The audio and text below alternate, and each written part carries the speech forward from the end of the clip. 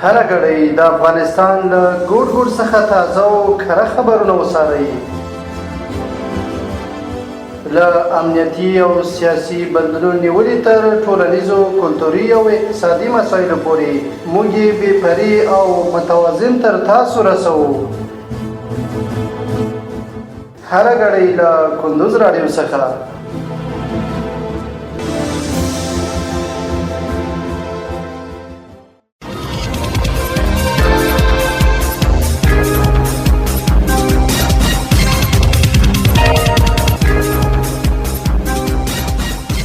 سلامونه او وخت مو بخیر. پام راوړم د کندوز رادیو د دې ساعت مهمو وروستۍ خبرونو ته. نن پنجشنبه د چنګاښ26مه نیټه ده چې د 2025 کال د جولای له 18 نیټې سره سمون لري. روانه خبري غړي د تضاد د جلیل احساس وړاندې کوم. خو په پیل کې هم د څو مهمو خبرونو سرټکي. د کندز ولایت لپاره د مشاعرو تنظیم په اړه یو ورځنی سیمنار ترسره شو.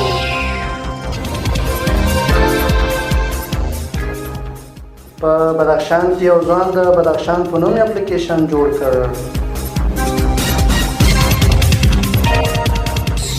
په افغانستان کې د پولیو ضد واکسین کمپاین راتلوونکي اونۍ د دوشنبې په ورځ پیلیږي.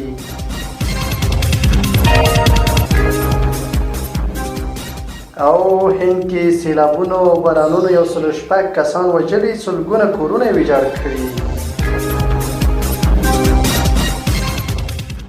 اوس هم بشپړ خبرونه. د کندز ولایت لپاره د مشاعرو د تنظیم په اړه یو ورځنی سیمنار ترسره شو. د کندز د اطلاعات او کلتور ریاست له لوري د مشاعرو د ښه تنظیم په موخه شاعرانو او فرهنګپالو ته یو ورځنی سیمنار ترسره شو. په دغه سیمنار کې د مشاعرو د ترسره کېدو څرنګوالي په تړاو د اسلامي امارت مشرتابه د تازه صادر شوي فرمان مهم ټکي تشریح او پر تطبیق یې ټینګار وشول. ګډونوالو دا ګام د فرهنګي فعالیتونو د سمون لپاره ارزښتناک وباله.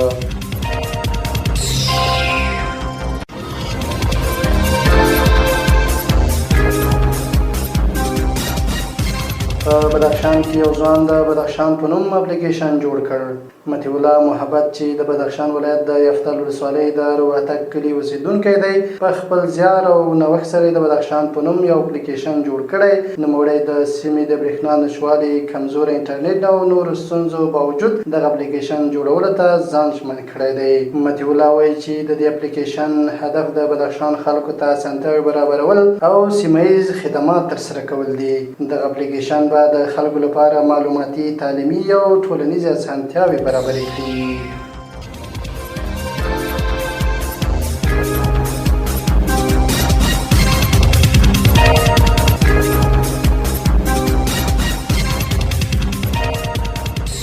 په افغانستان کې د پولیو ضد واکسین کمپاین راتلوونکي اونۍ د دوشنبې په ورځ پیلیږي.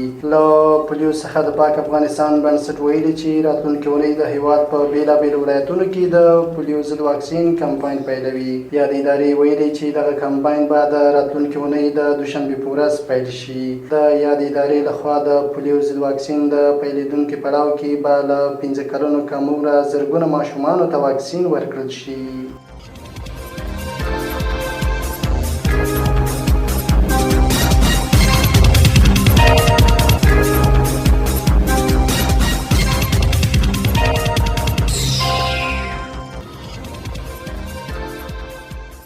او وروستۍ خبر ده چې هند کې سیلابونو او بارانونو 106 کسان وژلي، سلګونه کورونه ویجاړ کړي.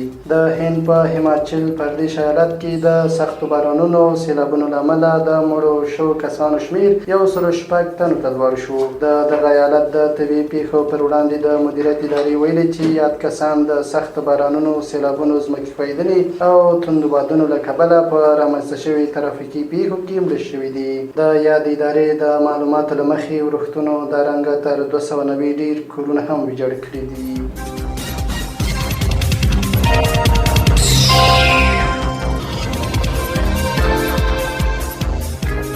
دا د دې مهال مهمه وروستي خبرونه. تر بیا ښه وختونه لوی الله ومل.